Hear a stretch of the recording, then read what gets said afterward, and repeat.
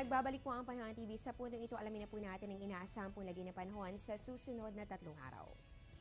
Unahan po natin dito sa Baguio City, inaasahan po natin ang partly cloudy to cloudy skies at sa ngayon po maliit naman po ang tsansa na makaranas ng pagkidlat at pagkulog bukas at ganoon po sa Tuesday, pero pagsapit po ng Wednesday, posible po kayo makaranas ng isolated rain showers or thunderstorms. Dito naman sa atin sa Metro Manila, inaasahan po natin ang generally fair weather. Meron po tayong 20 to 32 degrees Celsius simula po yan bukas at magpapatuloy po yan hanggang sa Wednesday. Dito naman po sa Metro Cebu, inaasahan po natin ang bahagya hanggang sa maulap na kalangitan at paghandaan na lamang po natin ang tsansa sa mga pulo-pulong pag-ulan o pagkidlat at pagkulog. Simula po yan Lunes at magpapatuloy po yan hanggang sa Miyerkules.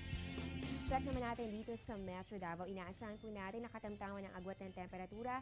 Yan po ay 24 to 33 degrees Celsius. Simula po yan Monday at magpapatuloy po yan hanggang sa Wednesday. At panghuli po natin sa may Zamboanga City. Enjoy niyo po ang magandang panahon. Simula po yan bukas hanggang sa araw po ng Miyerkules. At yung po agwat ng temperatura, meron po kayo na 23 to 33 degrees Celsius.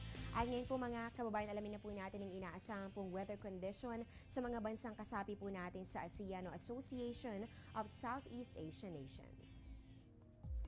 Sa Malaysia, meron po dyan 25 to 33 degrees Celsius. Habang dito naman sa Thailand, ay meron po yan 23 to 33 degrees Celsius.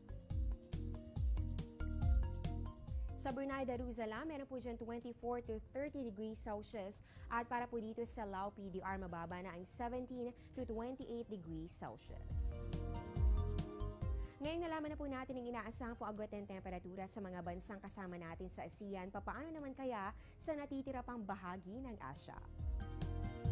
Sa Hong Kong, meron po diyang 13 to 18 degrees Celsius. Inaasahan po natin ang pagkakaroon ng magandang panahon. Ganon din dito sa China, pero mababa po ang temperatura.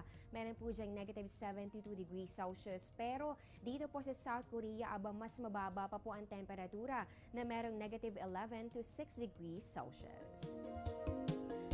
Ngayon naman po, alamin na po natin, ito po nga global weather hatid po sa atin ng WMO. Unahin po natin sa USA and Canada. Sa Los Angeles, meron po diyang 14 to 22 degrees Celsius at para po dito sa Ottawa, Ontario, mababa po ang temperatura ng aabot ng negative 15 to negative 13 degrees Celsius.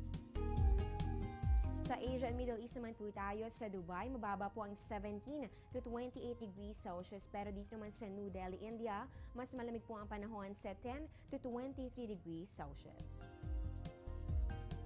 Sa Europe naman po tayo, sa Paris, meron po diyang 4 to 8 degrees Celsius at inaasahan po natin ang pagkakaroon ng maulap na kalangitan. Habang dito naman po sa Madrid, Spain, meron po diyang negative 2 to 9 degrees Celsius.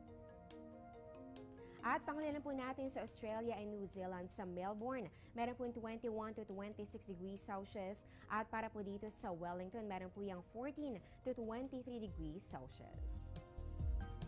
Marami pang dapat malaman kaya magbabalik pa po ang Panahon TV.